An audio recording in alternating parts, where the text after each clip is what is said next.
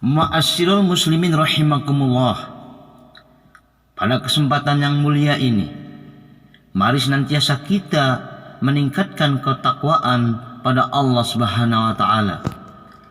Definisi takwa sendiri adalah imtisalu awamirillah wajtinabu nawahihi sirrau wa alaniyatan dohira wa batina, yakni melaksanakan segala perintah Allah Subhanahu wa ta'ala dan menjauhi segala larangannya, baik dalam keadaan sepi maupun ramai, lahir dan juga batin.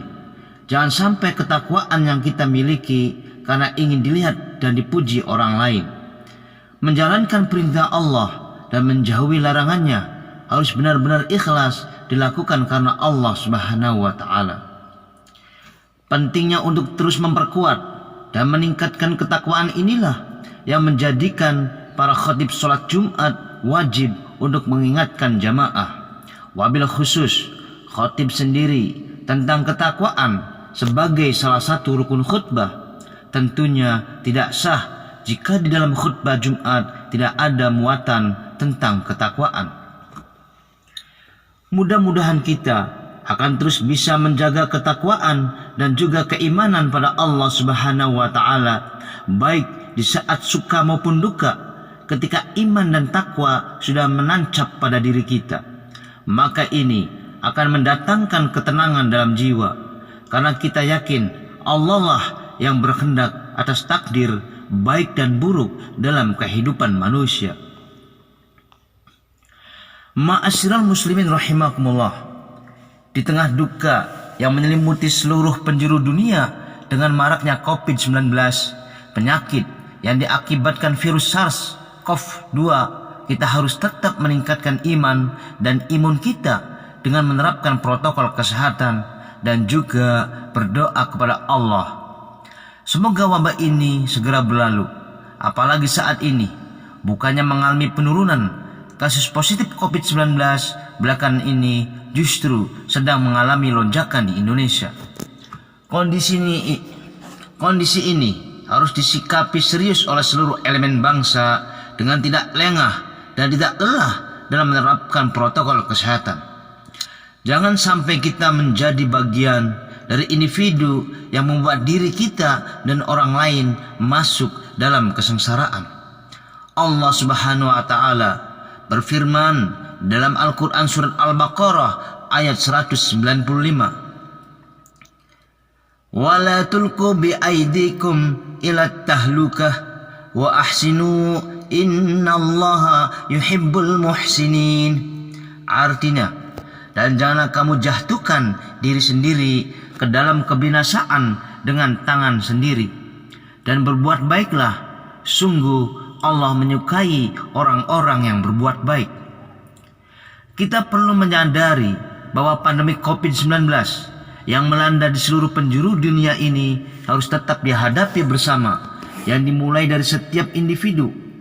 Akan tidak berguna ketika pemerintah mengingatkan untuk senantiasa menerapkan protokol kesehatan, namun hanya sebagian orang yang melaksanakannya, sementara yang lain bersikap abai.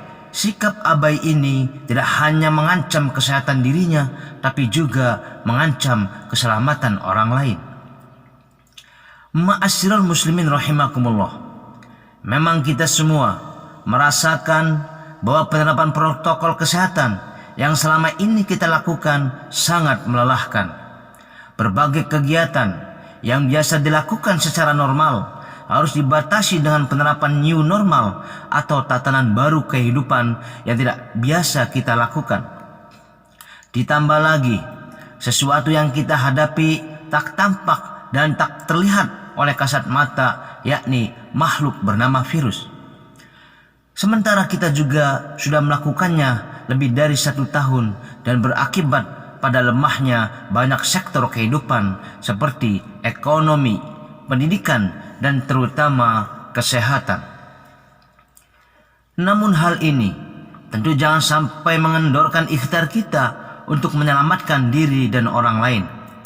Allah Subhanahu wa ta'ala telah mengingatkan kepada kita untuk senantiasa memelihara kehidupan ini dengan baik yang dimulai dari diri kita. Allah Subhanahu wa taala berfirman di dalam Al-Qur'an surat Al-Maidah ayat 32. Wa man ahyaha faka'annama ahyan nasa jami'a. Artinya, barang siapa memelihara kehidupan seorang manusia, maka seakan-akan ia telah memelihara kehidupan sesama manusia. Ma'asyiral muslimin rahimakumullah. Perlu kita sadari dan waspadai bahwa saat ini virus corona sudah mengalami mutasi menjadi berbagai macam varian. Di antaranya yang saat ini sedang mewabah di Indonesia dan mengakibatkan lonjakan kasus positif COVID-19 adalah yang berasal dari India atau dikenal sebagai varian Delta. Menurut para ahli, varian ini memiliki karakter lebih cepat menular dari sebelumnya. Sampai dengan pertengahan Juni 2021, sudah lebih dari 2 juta orang di Indonesia terpapar COVID-19 dengan lebih dari 50.000 orang meninggal dunia. Atas kondisi ini, pemerintah pun sudah mengambil berbagai macam kebijakan demi kebaikan yang semestinya kita ikuti dan taati. Kita harus mengaca kepada negara-negara yang kasus COVID-nya tidak bisa terkontrol sehingga terjadi kepanikan dalam menghadapinya. Seperti yang terjadi di India, jangan sampai kejadian tersebut terjadi pada diri kita sehingga diri kita dan orang-orang yang kita cintai masuk dalam kesengsaraan dan meninggalkan kita. Kondisi lonjakan COVID-19 di tanah air ini tentu tidak boleh terus-menerus memburuk dengan ketidakpedulian kita. Semua orang harus bahu-membahu menjaga diri dengan senantiasa menerapkan 3M, yakni memakai masker, mencuci tangan, dan menjaga jarak. Penerapan prokes ini juga jangan sampai sebagai formalitas belaka dan tidak diterapkan dengan sungguh-sungguh. Mari optimis, kita bisa melewati situasi yang berat dengan baik melalui ikhtiar lahir dan batin. Doa dan mendekatkan diri kepada Allah harus kita panjatkan karena Dialah yang menciptakan virus ini. Dan Dialah yang akan mengangkat virus ini dari bumi. Semua orang terjadi ini adalah atas kehendak-Nya. Dan kita harus mampu menghadapinya agar situasi sulit ini bisa berubah kepada kondisi yang lebih baik. Allah berfirman, Inna Allah la yughayyiru ma biqaumin hatta yughayyiru ma bi anfusihim. Wa iza aradallahu biqaumin su'an fala maraddalah wa ma lahum min dunihi miwal. Artinya, sesungguhnya Allah tidak akan mengubah keadaan suatu kaum sebelum mereka mengubah keadaan diri mereka sendiri. Dan apabila Allah menghendaki keburukan terhadap suatu kaum, maka tak ada yang dapat penolaknya dan tidak ada pelindung bagi mereka selain Dia. Quran surat Ar-Ra'd ayat 11. Ma'asyiral muslimin rahimakumullah. Yakinlah akan ada hikmah yang mulia dari hadirnya pandemi COVID-19 ke dunia. Yakinlah bahwa Allah memberi ujian berat ini sesuai dengan kemampuan kita. Allah berfirman, La yukallifullahu nafsan illa wus'aha laha makasabat wa 'alaiha maktasabat. Artinya, Allah tidak membebani seseorang melainkan sesuai dengan kesanggupannya. Ia mendapat pahala dari kebajikan yang diusahakannya dan ia mendapat siksa dari kejahatan yang dikerjakannya. Quran surat Al-Baqarah ayat 286.